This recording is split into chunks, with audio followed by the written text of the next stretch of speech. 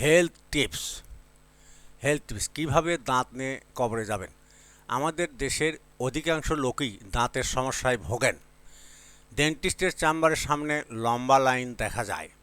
তারা জানেন না যে কিভাবে দাঁতকে মজবুত ও নিরোগ রাখা যায়। এ সম্পর্কে আমি কিছু টিপস দিব, যেগুলি পালন করলে আপনি আপনার দাঁতকে কবরে নিয়ে যেতে পারবেন। তবে আমার এই টিপসগুলি শুধু তাদের জন্য যাদের দাঁত এখনও রোগাক্রান্ত হয়নি কিংবা যারা সামান্য সমস্যায় ভুগছেন। যাদের দাঁত পড়ে গেছে কিংবা পুরোপুরি নড়ে গেছে তাদের জন্য নয়।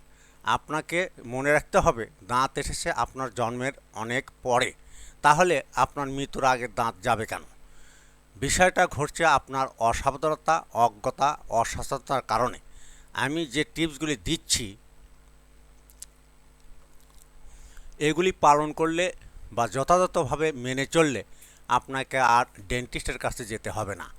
তার চেয়েও বড় কথা হলো, আমার এই টিপসগুলি পালন করতে আপনাকে এক পয়সাও খরচ করতে হবে না কিংবা বাড়তি কোনো ঝামেলাও নাই। কোনো প্রকার হয়রানি হতে হবে না কিংবা সময়ের অপচয় হবে না। প্রথমত আপনাকে যা করতে হবে তা হলো আপনার দাঁতকে সর্বপ্রকার দুর্গন্ধ থেকে মুক্ত রাখতে হবে। আমরা যখনই কোনো দুর্গন্ধ পাই তখনই হাত দিয়ে নাক চেপে ধরে মুখ দিয়ে নিঃশ্বাস নেই, আর যখনই আমরা মুখ দিয়ে নিঃশ্বাস নিচ্ছি তখনই আমাদের দাঁতে দুর্গন্ধ লেগে যাচ্ছে।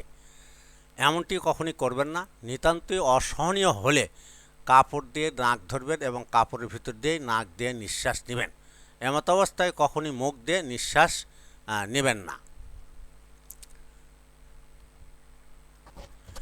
দ্বিতীয়ত, আপনি যখন মলমূত্র ত্যাগ করবেন তখন টয়লেট প্রবেশের আগেই মুখ ভর্তি পানি নিয়ে